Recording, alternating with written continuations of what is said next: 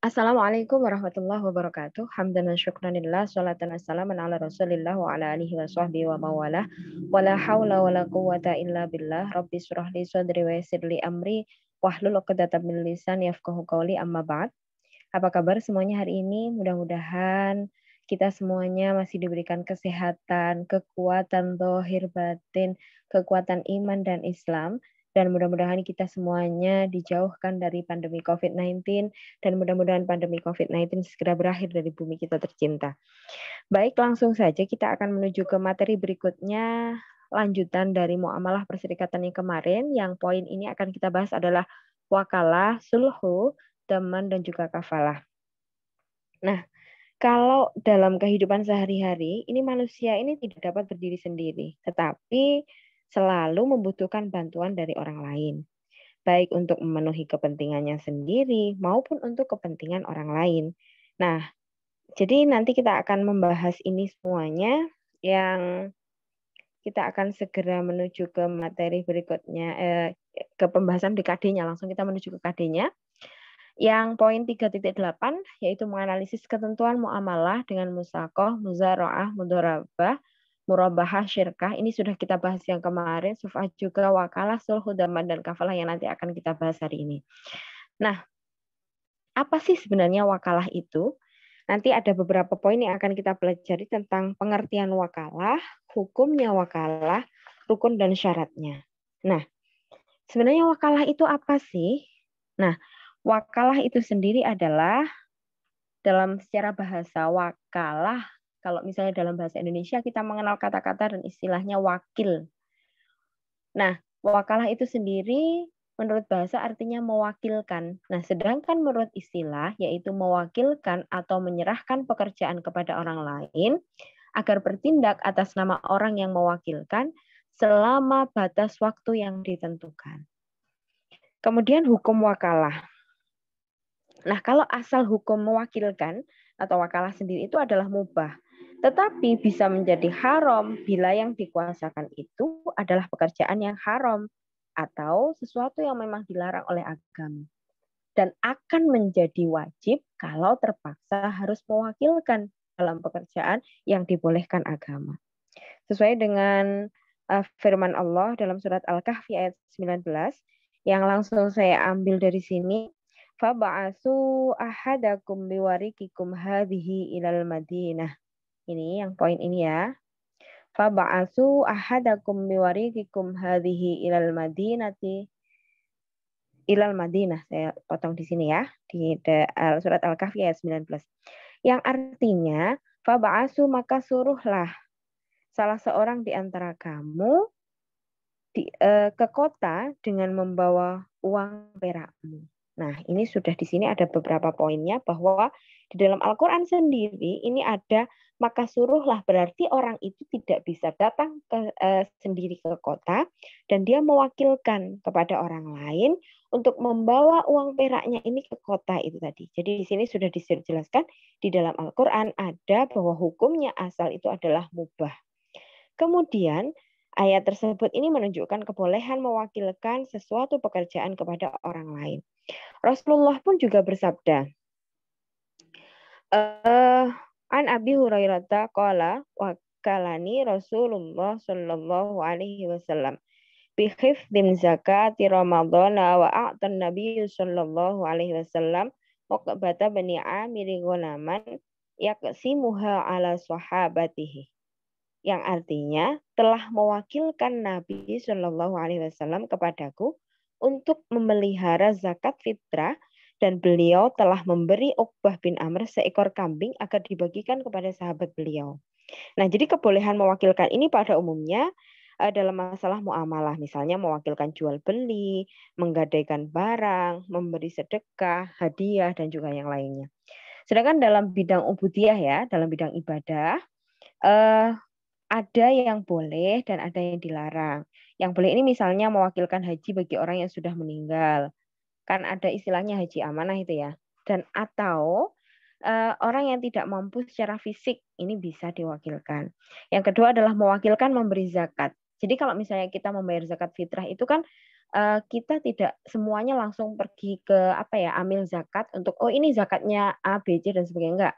Jadi boleh diwakilkan satu keluarga, ada satu yang mewakilkan, atau misalnya kita tidak kuat berjalan atau apa, diwakil titip ini zakat fitrah saya, niatnya begini dan sebagainya, bisa diwakilkan kayak begitu.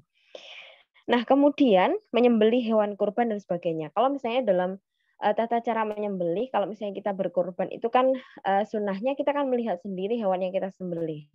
Tetapi ini menjadi permasalahan kadang-kadang kan kalau kita misalnya melihat hewan yang disembelih aja kita kan nggak tega kayak gitu. Nah, ini bisa diwakilkan. Kalau kita menyembelih sendiri gitu kan kita juga nggak tega.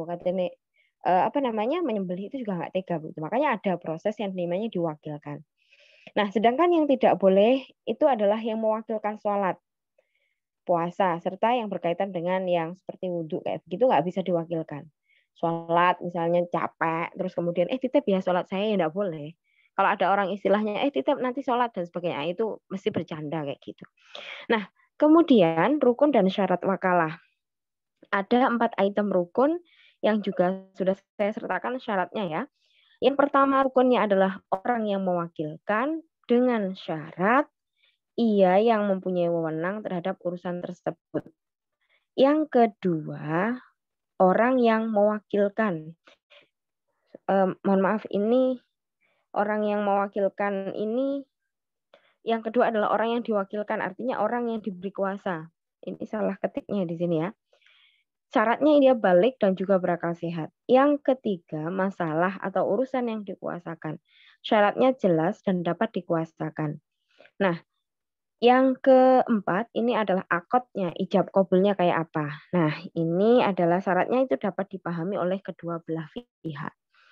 Nah, syarat pekerjaan yang dapat diwakilkan. Apa saja sih? Yang pertama, pekerjaan tersebut diperbolehkan oleh agama. Yang kedua, pekerjaan tersebut milik pemberi kuasa. Yang ketiga, pekerjaan tersebut dipahami oleh orang yang diberi kuasa. Yang selanjutnya adalah kapan sih habisnya akad wakalah? Akad wakalah ini akan habis kalau misalnya salah satu pihak meninggal dunia. Ada lagi jika salah satu pihak menjadi gila. Ada lagi pemutusan dilakukan orang yang mewakilkan dan diketahui oleh orang yang diberi wewenang. Yang keempat, pemberi kuasa keluar dari status kepemilikannya, sudah tidak jadi miliknya orang itu tadi. Nah, hikmahnya diadakan wakalah ini apa? Kapan? Bagaimana hikmahnya? Hikmahnya adalah dapat menyelesaikan pekerjaan dengan baik dan cepat, sebab tidak semua orang mempunyai kemampuan dapat menyelesaikan pekerjaan tertentu dengan sebaik-baiknya. Ya misalnya tidak setiap orang itu yang melaksanakan kurban itu dapat menyembelih hewan kurbannya, dan tidak semua orang yang belanja itu dapat belanja sendiri. Pasti kadang saya mau ke kota, siapa yang mau nitip? Nah, teman-temannya itu nitip semuanya. Kan kalau misalnya sekarang lagi di onlinean itu ada just tip ya, jasa titip kayak begitu. Nah, ini juga bisa menjadi poin yang menjadi bagian dari wakalah. Nah, yang kedua, saling tolong-menolong di antara sesama manusia. Sebab semua manusia itu membutuhkan orang lain. Ini ada poin yang ketiga, timbulnya saling percaya, mempercayai di antara sesama manusia. Memberikan kuasa kepada orang lain merupakan bukti adanya kepercayaan pada pihak lain tersebut. Kemudian kita akan menuju kepada sulhu. Apa sih sebenarnya sulhu itu? Nah, pengertian dan hukumnya. Nah, sulhu sendiri menurut bahasa artinya adalah damai. Sedangkan menurut istilah yaitu perjanjian perdamaian di antara dua pihak yang berselisih. Nah, sulhu ini dapat juga diartikan perjanjian untuk menghilangkan dendam, persengketaan, atau permusuhan. Dan dalam artian ini memperbaiki hubungan kembali. Jadi lupain deh dendam sama mereka, kemudian lupain deh marah sama mereka, kita damai, kita berteman lagi, kita bersahabat lagi. Mungkin kalau misalnya dalam sisi kehidupan sehari-hari kita itu kayak gitu. Kemudian hukumnya sulhu itu bagaimana? Hukumnya membangun perdamaian itu adalah wajib, sesuatu dengan ketentuan-ketentuan atau perintah Allah yang sesuai dengan Quran surat Al-Hujurat ayat 10. Innamal mu'minuna ikhwatun fa aslihu baina akhwaikum wattaqullaha la'allakum turhamun. Sesungguhnya orang mukmin itu bersaudara. Karena itu damaikanlah antara kedua saudaramu dan bertakwalah kepada Allah supaya kamu mendapatkan rahmat. Ada satu lagi dalam surat An-Nisa ayat 128. Ini yang langsung ditujukan dengan bahasa wasulhu khair. Perdamaian itu amat baik. Ini dalam Quran surat An-Nisa ayat 128. Kemudian kita akan menuju kepada rukunnya sulhu. Rukunnya itu ada 4. Yang pertama adalah mereka yang sepakat damai adalah orang-orang yang sah melakukan hukum. Jadi ya orang yang melakukan hukum itu kalau misalnya dalam Islam kan sudah jelas ya. Dia balik, dia berakal dan sebagainya kayak gitu. Yang kedua tidak ada paksaan.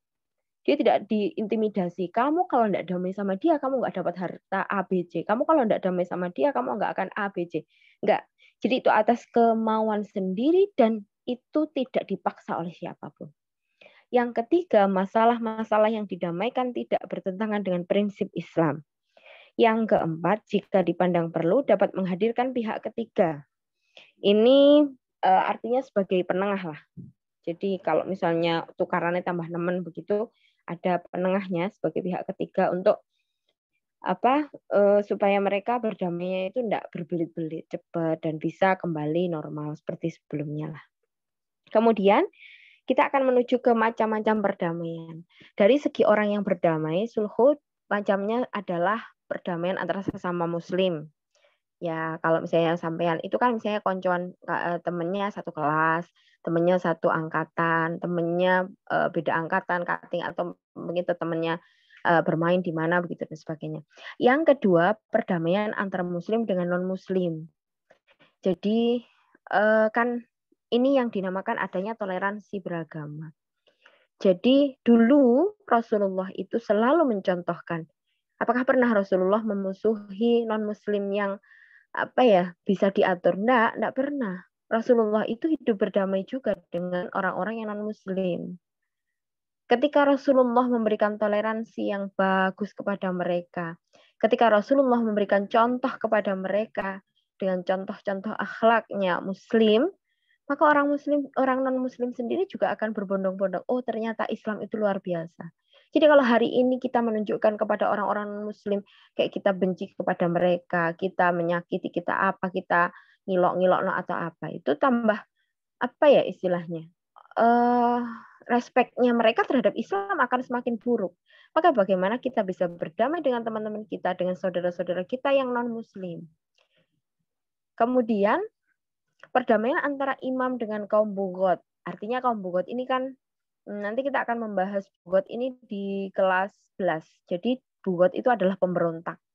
Jadi ini perdamaian dari segi berdamainya itu ada perdamaian antara pemimpin kepala negara dengan pemberontak itu tadi. Kemudian perdamaian antara suami istri, yang kelima perdamaian dalam urusan muamalah dan yang lainnya.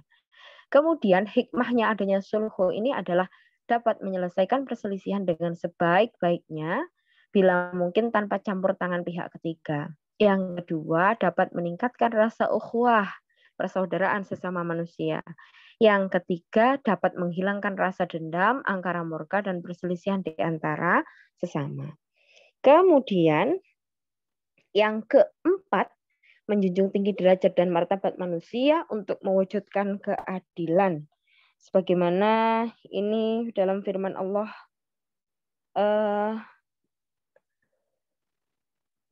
surat Al-Hujurat ayat 9, langsung saya ambil pada poin ini. Fa in fa'at fa'aslihu bainahuma bil adli wa aqsitu.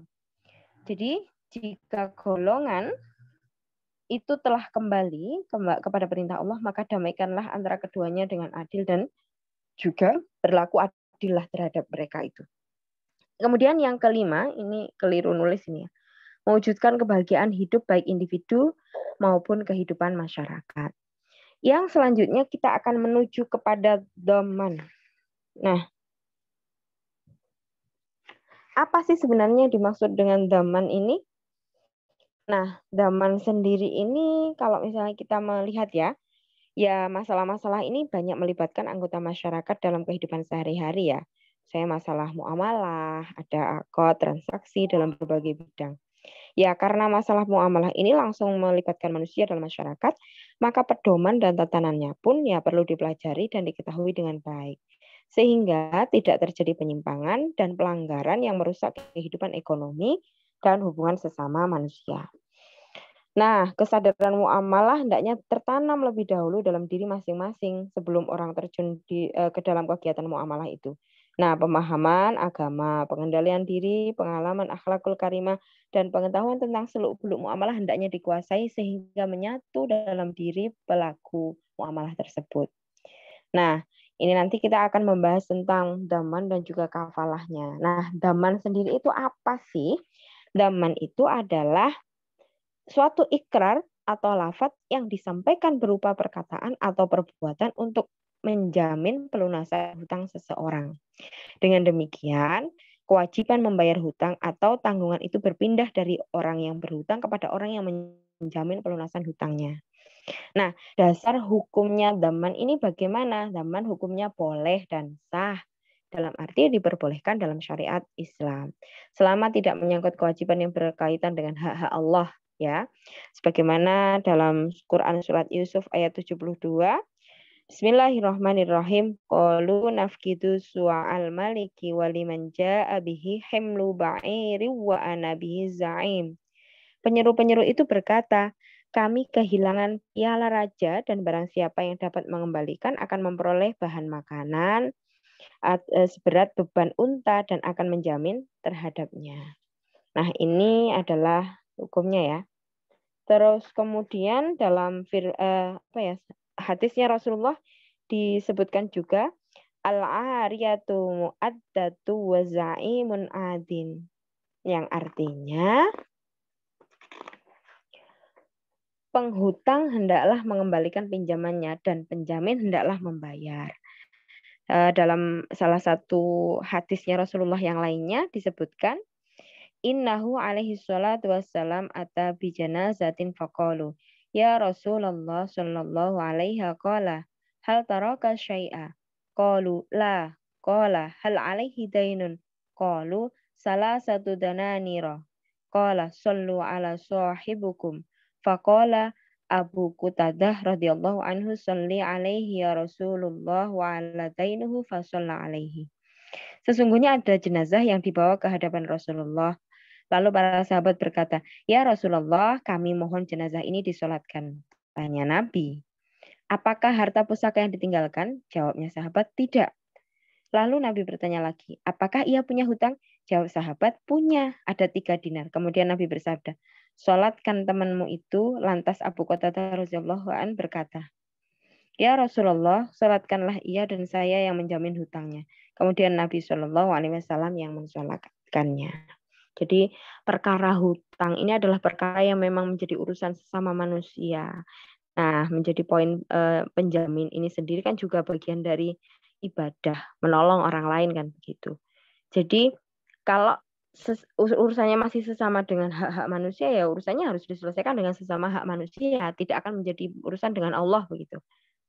Kemudian rukun daman, yaitu ada penjamin atau bisa disebut sebagai damin, orang yang dijamin hutangnya, matmun anhu, penagih yang mendapat jaminan, matmun lahu, yang keempat adalah lafadznya, ikrarnya bagaimana.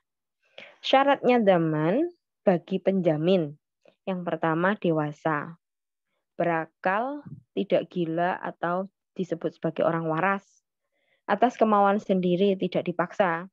Orang yang diperbolehkan membelanjakan harta, jadi penjamin itu adalah orang yang memang punya harta dan bisa membelanjakan hartanya itu untuk dirinya. Yang selanjutnya adalah mengetahui jumlah atau kadar hutang yang dijamin. Yang kemudian syarat daman berikutnya adalah syarat orang yang dijamin, yaitu orang yang berdasarkan hukum diperbolehkan untuk membelanjakan hartanya. Sedangkan syarat orang yang menagih hutang, dia diketahui keberadaannya oleh orang yang menjamin. Syaratnya harta yang dijamin apa? Diketahui jumlahnya, diketahui ukurannya, diketahui kadarnya, diketahui keadaannya, diketahui waktu jatuh tempo pembayarannya juga. Kemudian syaratnya lafadznya, ikrarnya, yaitu dapat dimengerti, yang menunjukkan adanya jaminan serta pemindahan tanggung jawab dalam memenuhi kewajiban, pelunasan hutang, dan jaminan itu tidak dibatasi oleh sesuatu, baik waktu atau keadaan tertentu. Nah, kemudian hikmahnya Dhaman ini apa sih? Hikmahnya adalah yang pertama, munculnya rasa aman dari peminjam atau penghutang. Yang kedua, munculnya rasa lega dan tenang dari pemberi hutang. Yang ketiga, terbentuknya sikap tolong-menolong dan persaudaraan. Yang keempat adalah penjaminnya akan mendapatkan pahala dari Allah. Kita akan menuju kepada kafalah. Nah, makna kafalah. Kafalah itu menurut bahasa berarti menanggung. Sebagaimana firman Allah dalam Quran surat Maryam ayat 37, wa kafalaha Zakaria, yang artinya dan dia Allah menjadikan Zakaria sebagai penjamin. Nah, dalam istilah kafalah ini adalah menanggung atau menjamin seseorang untuk dapat dihadirkan dalam suatu tuntutan hukum di pengadilan pada saat dan tempat yang ditentukan. Kemudian ada lagi di sini kalau dasarnya ya, para fuqaha ini bersepakat tentang bedanya kafalah dan masalah ini telah dipraktekkan umat Islam hingga saat ini ya. Ini kalau misalnya sesuai dengan firman Allah surat Yusuf ayat 66. Bismillahirrahmanirrahim. Qala lan ursilahu ma'akum hatta tu'tuni mausikum minallahi la ta'tunnani bihi illa ayyuhata bikum falamma atauhu mausikahum qala Allahu ala ma naqulu wakil. Yakub berkata, aku sekali-kali tidak akan melepaskannya pergi bersama-sama kamu sebelum kamu memberikan kepadaku janji yang teguh atas nama Allah bahwa kamu pasti akan membawanya kepadaku kembali. Ini kaitan Nabi Yusuf akan dibawa oleh saudara-saudaranya itu ya. Kemudian dalam hadisnya Rasulullah juga disebutkan za'imun gharimun, yang artinya penjamin adalah orang yang berkewajiban membayar. Sekarang kita akan menuju kepada rukun kafalah. Yang pertama ada kafil. Kafil itu siapa? Orang yang berkewajiban menanggung. Kedua ada aswil, yaitu orang yang hutang atau orang yang ditanggung akan kewajibannya. Yang ketiga adalah makful lahu, yaitu orang yang menghutangkannya.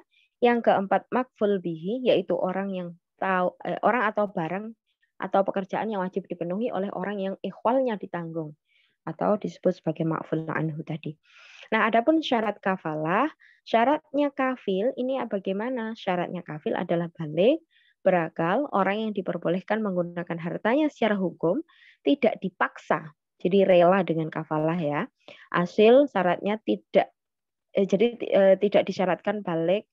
Jadi tidak ora kudu, tidak kudu balik, berakal dan kehadirannya keterangan. Tetapi siapa saja dapat ditanggung atau dijamin oleh kafil tadi. Anak kecil boleh nggak? Boleh. Kalau yang kafil tidak boleh. Kemudian makful lahu disyaratkan dikenal oleh kafil atau orang yang menjamin. Yang keempat adalah makful bihi disyaratkan diketahui jenis, jumlah, kadar atau pekerjaan atau segala sesuatu yang menjadi hal yang ditanggung atau dijamin tadi.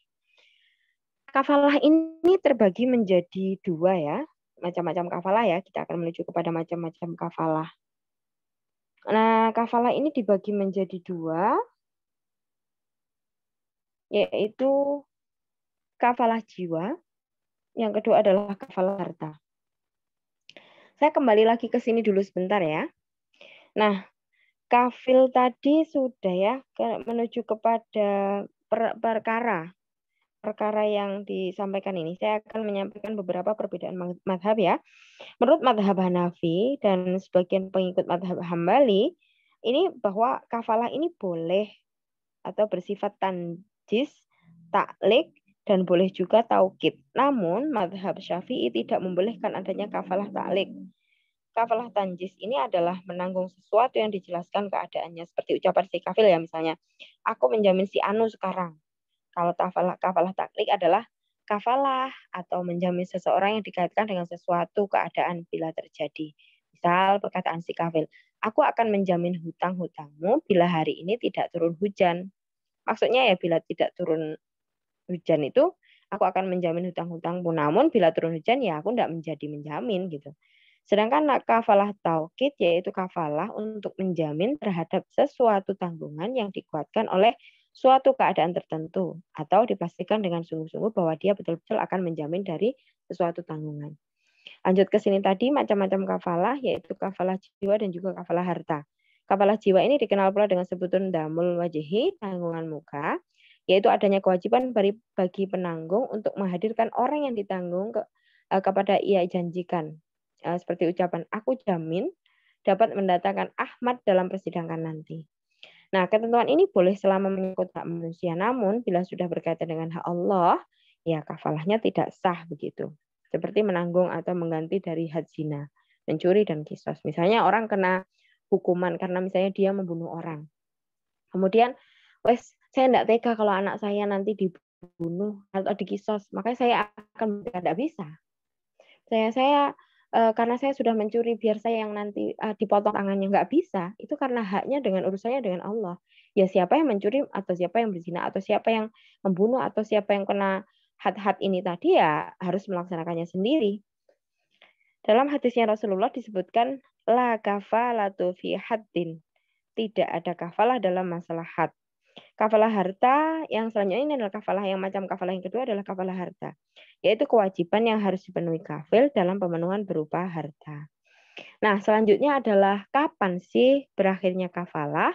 Kafalah ini berakhir apabila kewajiban dari penanggung sudah dilaksanakan dengan baik atau si makful lahu membatalkan akad kafalah karena merelakannya.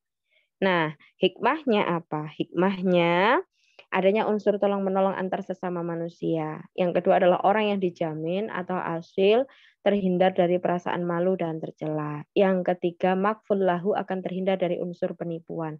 Yang keempat adalah kafil akan mendapatkan pahala dari Allah karena telah menolong orang lain. Nah, demikian apa yang bisa saya sampaikan. Mudah-mudahan ada manfaatnya. Mudah-mudahan apa yang kita bisa pelajari hari ini bisa barokah, bisa kita amalkan dalam kehidupan sehari-hari. Saya akhiri wallahul muwaffiq ila aqwamit thoriq. Wassalamualaikum warahmatullahi wabarakatuh.